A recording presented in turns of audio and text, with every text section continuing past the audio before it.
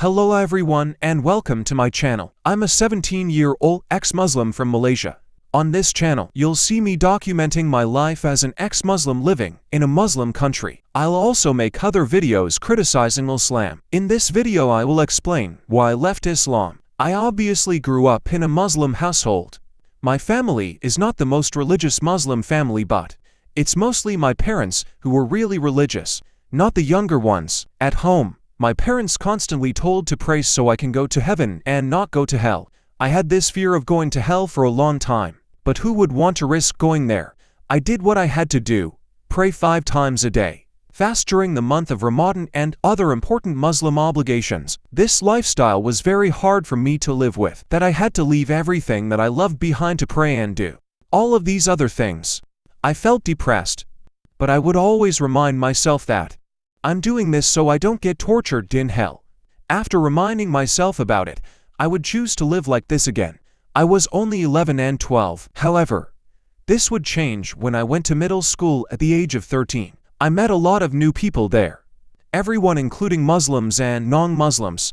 This was when I became more aware of people from different beliefs because I didn't care about them much before. In that same year I would find my number one reason why I left Islam. When I went to Islamic education class, my teacher was teaching us about hell. He told us that the least painful punishment in hell is getting to pieces of burning coal placed on your feet. The heat from the coal is so severe that your brain will boil. Everyone was terrified after hearing it. It was the fact that this is least painful punishment in hell and that it could get so much worse. My teacher also told us that in this life, this is our Christian friends' final destination, and if they don't convert to Islam, they will be punished in hell for eternity. This was when I started doubting Islam. Why would an all-knowing, all-loving, and all-powerful God send people to hell for eternity just for believing in the wrong God? There are 8 billion people in this world, 6 billion non-Muslims. That means all of those 6 billion non-Muslims will burn in hell since they don't believe in Islam. I've questioned this a lot and I just couldn't stop. But I would always tell myself that Allah knows best because everyone else tells me that. Fast forward next year and I decided to investigate.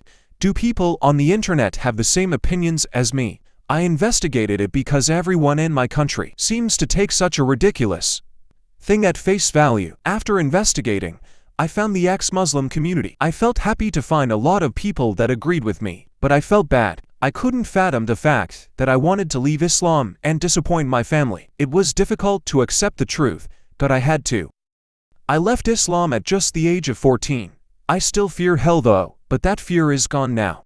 I felt free when I left it behind and I felt like I can finally live my life without worrying about getting tortured in hell.